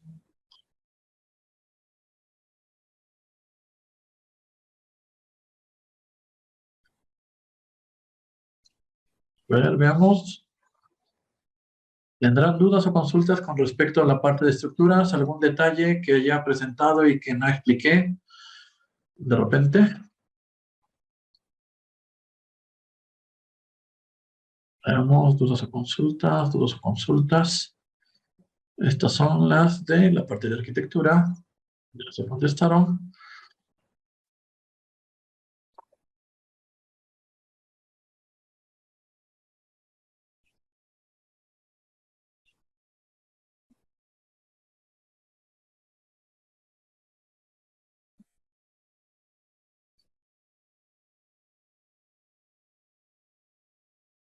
Ok, parece que no hay dudas con respecto a la parte de estructuras. Algo curioso, ahí es donde más preguntas, por lo general, se generan. Ok, veamos en la parte del chat, no hay consultas. Tampoco hay preguntas por la parte del Zoom.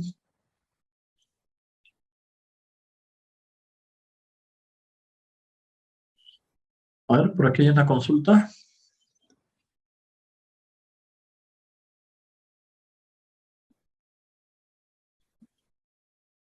En las zapatas.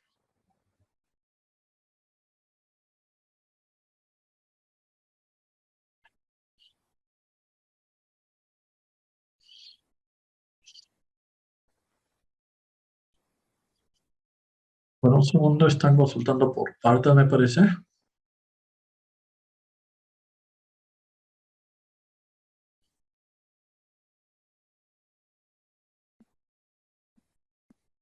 Las zapatas, de acuerdo al terreno, en caso fuera arena, profundidad se debe.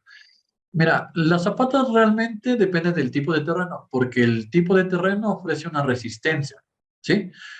Hay terrenos blandos, hay terrenos duros.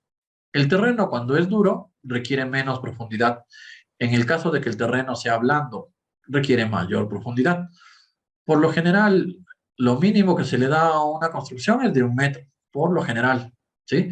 Obviamente que en suelos duros puede ser menos, pero para calcular exactamente la altura que requiere una zapata, se tiene que hacer el análisis del suelo a través de una calicata, conseguir la resistencia del suelo y en base a la resistencia del suelo, calcular cuánto es la profundidad que requiere la zapata para resistir la edificación, que podría ser de 1 piso, de 2 pisos, de 3 pisos. Entre más pisos tendrá más peso distribuido al terreno, así que dependerá mucho del cálculo estructural que se haga. Ahí estamos hablando netamente de cálculo, ¿sí? Depende de la resistencia del suelo en todo caso. En caso de terreno de relleno, mira, en caso de terreno de relleno no se recomienda colocar la zapata en el terreno de relleno. Es algo así. Supongamos que tú tienes ahí tu terreno normal, pero sabes que todo esto es relleno, ¿sí? Y tu plano te manda 1 metro de zapatas, pero ves que cuando haces el agujero, el hueco para colocar ahí la zapata, sigue siendo relleno. Entonces esto no se recomienda. Vas a tener que seguir hasta encontrar un suelo que no sea relleno, ¿sí? Un suelo que ofrezca resistencia. Porque si lo colocas en relleno, obviamente va a fallar. Suelo de relleno no está comprimido. Y suelo que no está comprimido genera fallas, se generan pequeños orificios y la edificación va de costado, ¿sí? Mucho cuidado con esto. Por aquí hay otra consulta. Una losa aligerada, ¿cómo puede identificar un plano de la losa sea de una dirección o dos direcciones? Eso te lo indican aquí. Espera, estoy un segundo, borremos esto. Mira, esto lo indican aquí. Si la losa fuera de dos direcciones, este detalle también sería vertical. A ver, veamos. Así. Vendrían acá también sus bastones. Eso se llama una losa nervada, ¿sí? Se reconoce bastante rápido. Vienen los sentidos en las dos direcciones. Pero ese de ahí tendrías que tener bastante cuidado porque también otra forma de reconocerlo es que la losa de este tipo, su detalle viene así. Simplemente es una línea, bueno, prácticamente es un rectángulo, ya no tiene estos, ¿sí? Ya no tiene todo lo que son los ladrillos. Y simplemente vas a encontrar algo así.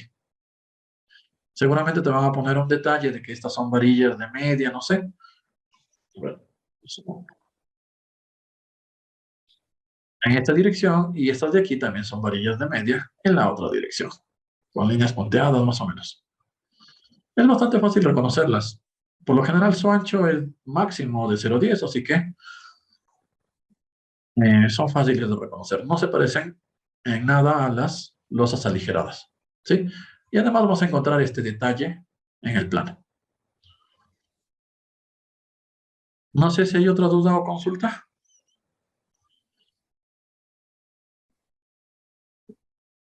O no sé si de repente no quedó claro por aquí alguno de los detalles.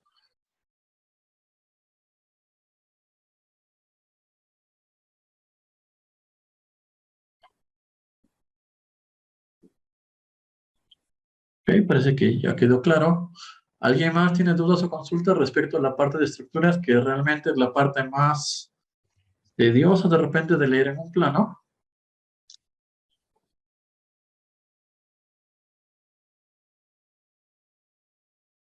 O no sé, quizás alguien de la parte de arquitectura también, aprovechemos.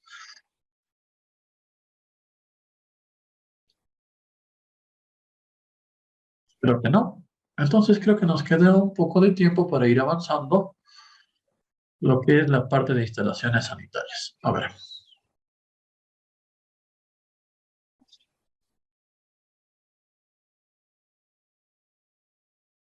Ok, la parte de instalaciones sanitarias es sencillo, pero tienen que tener mucho cuidado. La parte de instalaciones sanitarias es la parte que de repente la normativa eh, la tiene más controlada con respecto a su simbología.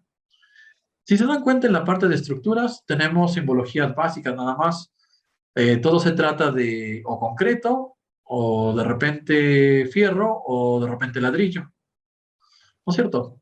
Tres grupos, cuatro grupos de trabajo. Pero en la parte de sanitarias, hablamos de cada elemento que forma parte de todo un sistema y cada elemento tiene una tubería que lo conecta. Así que si hablamos de instalaciones sanitarias, hablamos de un sistema completo, elaborado y que sobre todo no puede fallar. Si una instalación sanitaria falla, eh, el costo de la corrección es bastante elevado. Por ejemplo, si la tubería de desagüe falla, eso quiere decir hacer un corte de repente en una losa, de repente tener que cortar todo el cerámico que tiene encima, de repente tener que cortar un buen tramo porque identificar dónde se ha producido una falla de desagüe o de agua es bastante complicado. Se tiene que hacer por tramos y a veces se tiene que levantar, eh, bueno, pues un segmento largo hasta encontrar esa falla. Es por eso que la parte de instalaciones sanitarias incluso tiene pruebas antes de eh, proceder con todo lo que es el llenado de concreto, ¿sí? Hay que tener cuidado con esto. El plano de instalaciones sanitarias es la representación gráfica del desarrollo de redes de agua, de desagüe, de aguas de lluvia, válvulas, diámetros de tuberías y accesorios que la zonan y controlan. Este muestra la ubicación y características de cada pieza sanitaria. Ojo, que el detalle viene por cada elemento, así que hay que tener cuidado con ello. ¿No es cierto? La normativa a utilizar, nuevamente el Reglamento Nacional de Edificaciones, pero en este caso nos vamos a centrar en la IS 010, Instalaciones Sanitarias para Edificaciones. Hay que tener cuidado con esto, ¿sí? El isométrico es lo que más nos ayudaría en este tipo de instalaciones.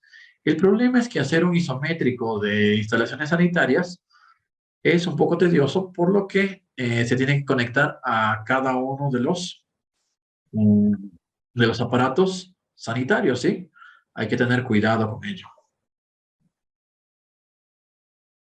Entonces, el contenido de los planos de instalaciones sanitarias.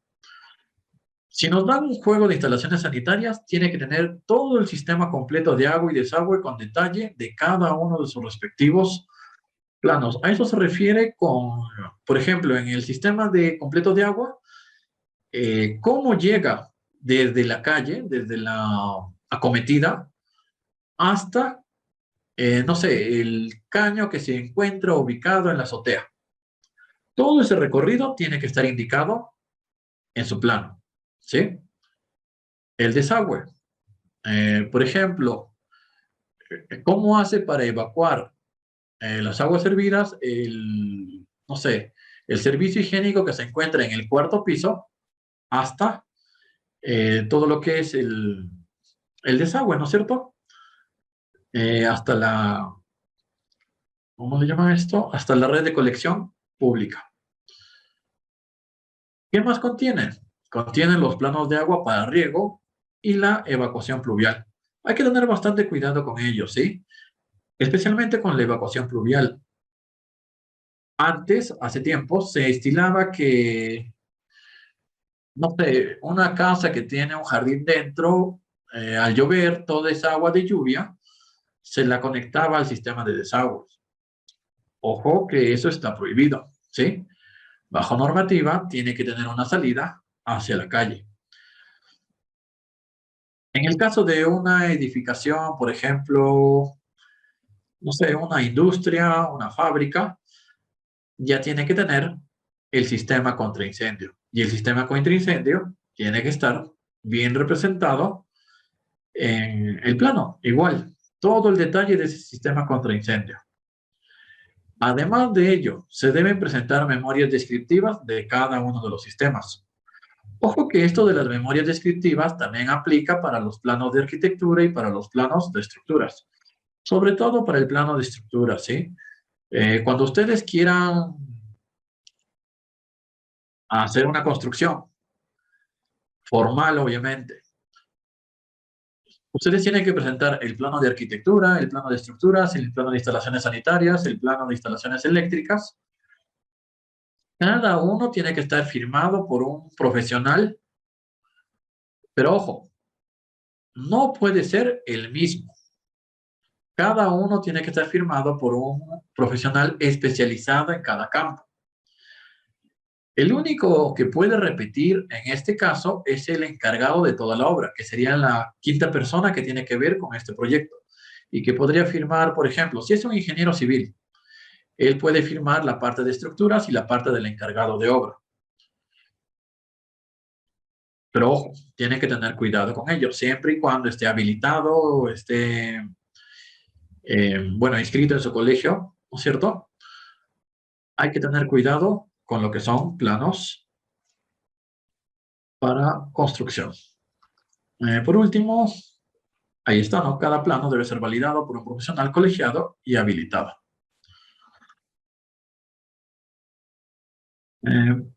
¿Por qué me hicieron una consulta? Lo responderemos al final, disculpen.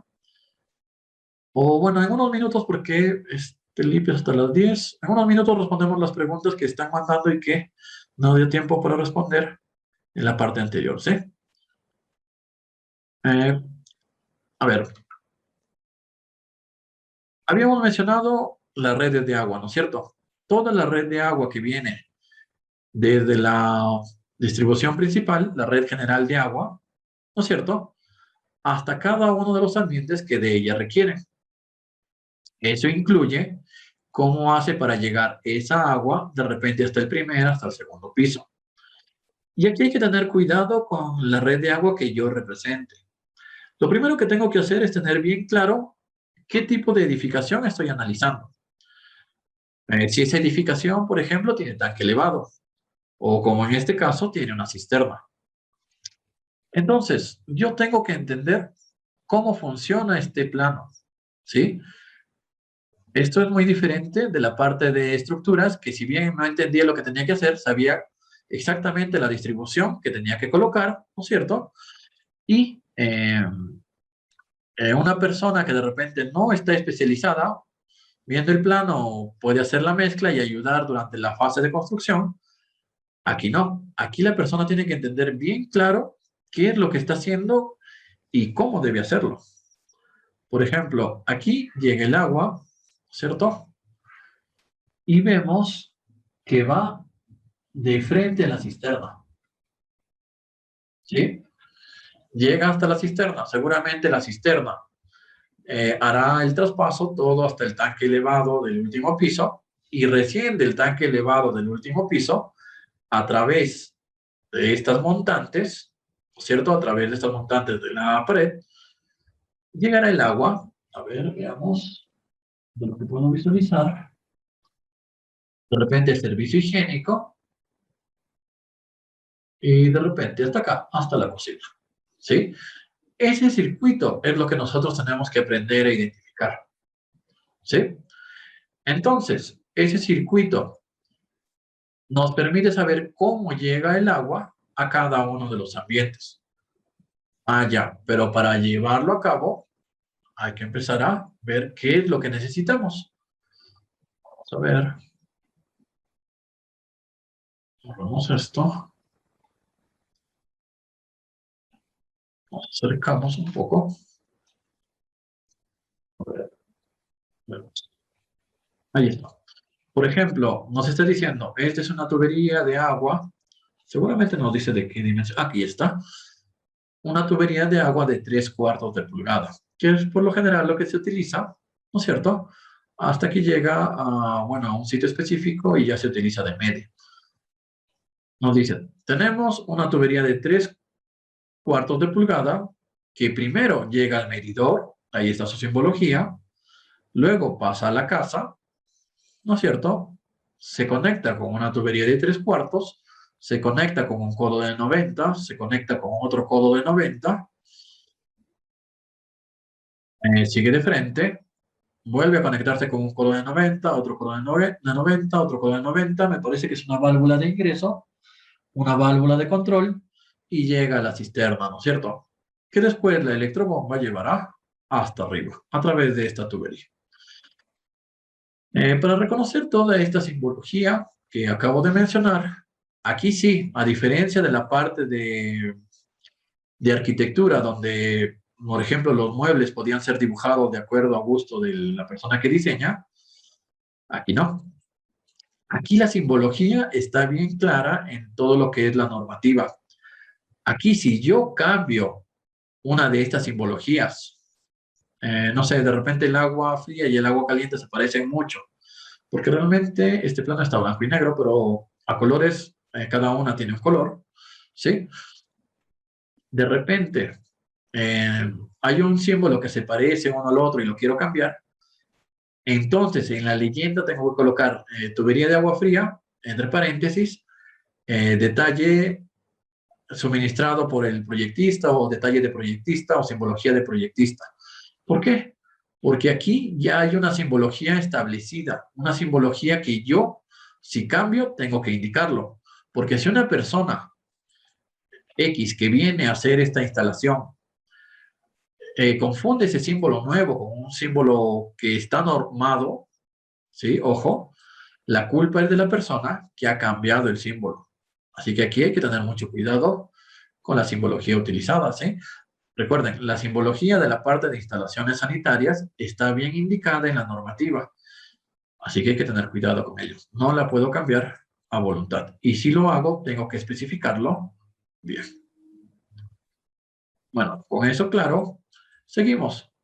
Llega el agua, ¿cierto? Pasa la cisterna, sube, y luego empezamos con las montantes.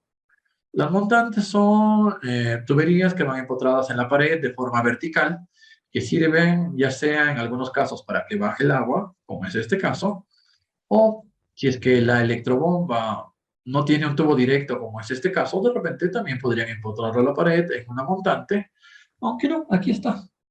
Sí está, aquí está, va a través de la pared y sube por este punto. Me parecía que era por aquí, pero no, aquí está bien indicado por dónde sube el agua fría hasta el último piso, posiblemente hasta su tanque que genere presión y que vuelva a bajar a cada uno de los pisos. ¿Sí? Nos indica la dimensión o el diámetro de la tubería que se va a utilizar para que el agua suba, ¿no es cierto? ¿Cuál es su ubicación exacta? Y aquí sí hay que tener mucho cuidado con que no se cruce con un elemento estructural. Y es ahí donde se generan la mayor cantidad de problemas cuando se tienen estos planos de forma separada. Como les mencioné al inicio, si yo entrego el plano de estructuras, también tengo que entregar a la par el plano de instalaciones sanitarias. Cruzar la información que me dan los dos planos y ver que ninguna estructura principal, por ejemplo, una columna, sea utilizada para empotrar esta tubería. ¿Sí? Esos son los detallitos que tenemos que empezar a ver en cada una de estos planos. ¿Sí? A ver, deberíamos seguir con todo lo que es instalaciones específicas y cómo se van clasificando y nombrando, pero como ya casi nos llega la hora y hay una pregunta por aquí, vamos a responder esa pregunta como parte final de la clase de hoy, Si alguno tiene dudas o consultas de la parte de arquitectura, de la parte de estructuras, o de esta parte, bueno, aunque sea poquito de instalaciones sanitarias, puede hacerlo en este momento para ir culminando la clase de hoy. ¿Sí? A ver, nos dicen, en la losa aligerada es recomendable techar con Tecnopor en todos los niveles o solo en el último nivel de la estructura para aliviar la carga. Realmente podrías hacerlo en cualquier nivel. Teóricamente, el Tecnopor se utiliza para disminuir el peso de la carga, ¿no es cierto? Si disminuyes el peso de la carga, necesitas, en teoría, menos dimensión de acero en los cimientos. ¿Se puede hacer en todos los pisos? Sí, siempre y cuando se sigan los detalles técnicos adecuados. Y con eso me refiero de repente a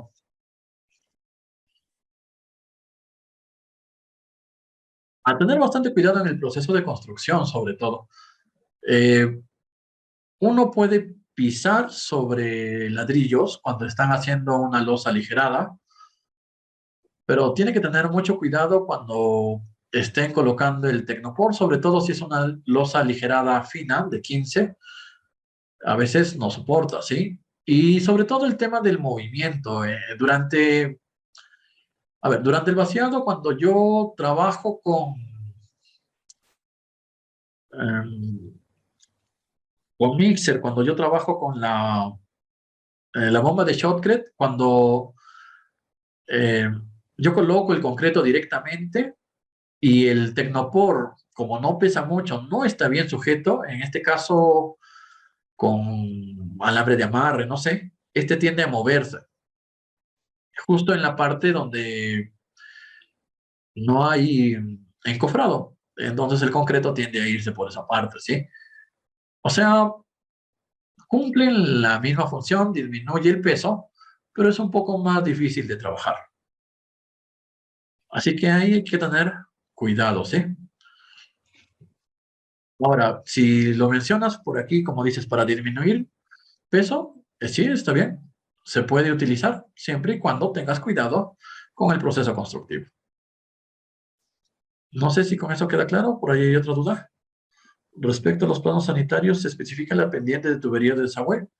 Claro, de todas las tuberías que nosotros vamos a ver en los planos de mañana, se especifica muy bien la pendiente, porque con esa pendiente la persona o el técnico que va a instalar se va a tener que guiar. Y sobre todo va a ser bastante tedioso con el tema de, a ver, tenemos el piso, tenemos el falso piso, ¿sí? Sobre todo con lo que es la tubería de 4 pulgadas, ahí tiene que tener bastante cuidado entre la losa sobre el piso. Sí, se especifica con bastante detalle todo lo que es la pendiente de las tuberías.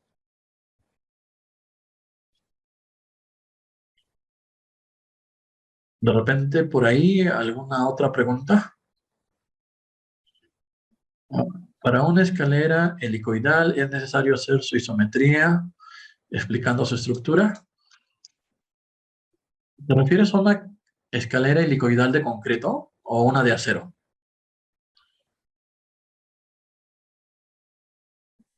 Ah, depende mucho de... ¿Te refieres a algo formal para, por ejemplo, una licencia de construcción o te refieres solo para la elaboración?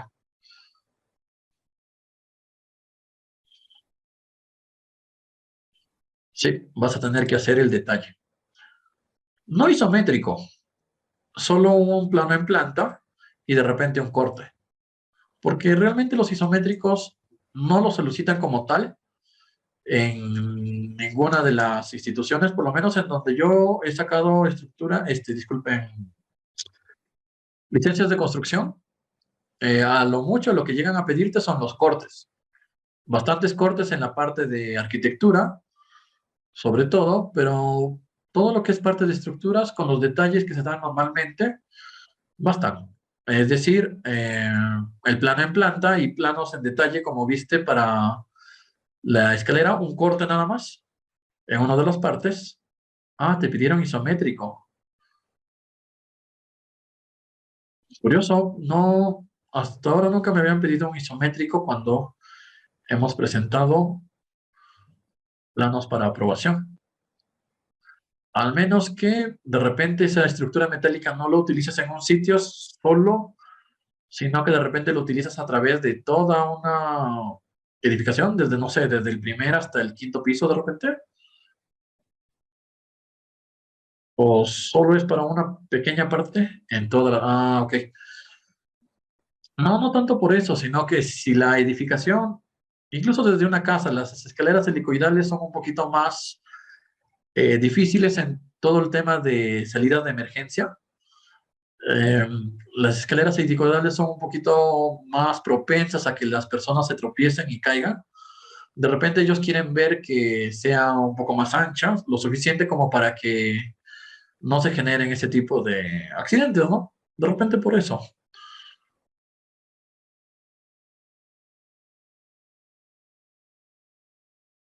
A ver, Avi, me habías indicado de una escalera helicoidal, pero me pregunta si es mejor diseñar concéntricas o excéntricas. ¿Cuál sería la mejor en el diseño y por qué? Es que, mira, el diseño, siempre y cuando esté bien justificado y se ajuste la normativa, nadie te puede decir que está mal, pero siempre y cuando te ajustes a la normativa. No es que un diseño sea mejor que el otro. Si los dos diseños cumplen con la normativa, cualquiera de los dos puede ser aprobado. Pero si un diseño cumple con la normativa y el otro no, ahí sí debes tener mucho cuidado, ¿sí? Incluso una escalera en L, que es una de las más sencillas, o una escalera recta, si es demasiado angosta, de repente de 90 centímetros, no te lo van a aprobar este, en una, en una licencia de construcción, porque mínimo tiene que tener de repente 1,20 m o 1,30 m para una edificación multifamiliar, por ejemplo, 1,50 m creo. ¿Sí? Siempre y cuando te ajustes a la normativa, no hay por qué. A ver, por aquí.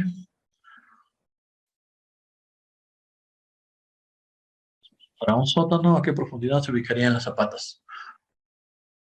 Nuevamente, tendrías que hacer en el caso del sótano, tendrías que hacer una zapata mucho más profunda para ver cómo está o qué resistencia de suelo tiene la parte inferior al sótano para poder diseñar o para poder encontrar la resistencia del terreno y en base a eso ver la altura. ¿Sí? Como les dije, siempre va a depender del tipo de terreno que yo tengo en construcción. ¿Sí? No hay que en ese terreno la altura es de tanto.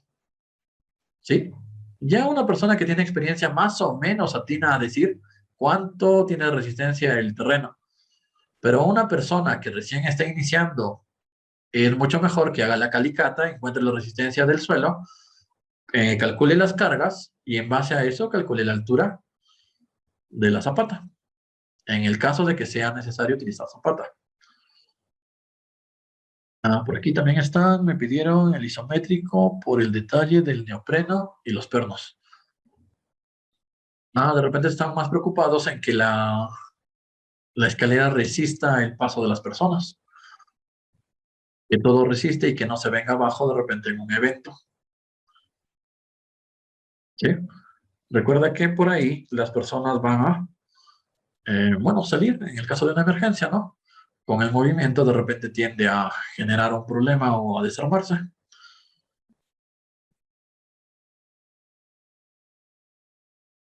¿Por ahí alguna otra duda o consulta?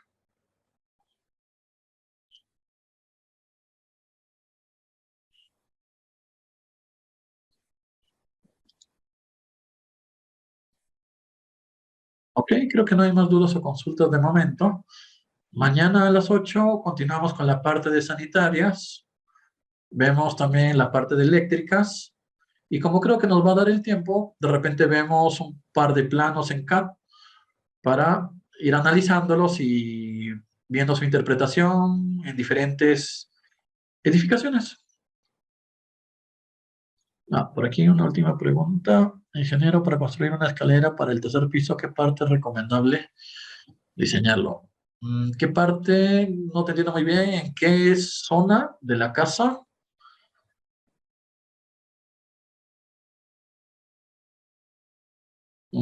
Es que, mira, más o menos tienes que plantearte esto. La posición de una escalera se determina de acuerdo a la funcionalidad de la estructura. Si la funcionalidad de la estructura es, no sé, departamentos, se recomienda que sea en la parte del frente para que sean independientes cada uno de los ambientes. Pero si es una casa, podría ser en el centro para dar una mejor distribución. Depende mucho de la funcionalidad de la estructura y del espacio que tengas disponible, ¿sí? Ahí sí se tendría que ver la distribución para poder especificar dónde se coloca mejor, ¿no es cierto? Y demás.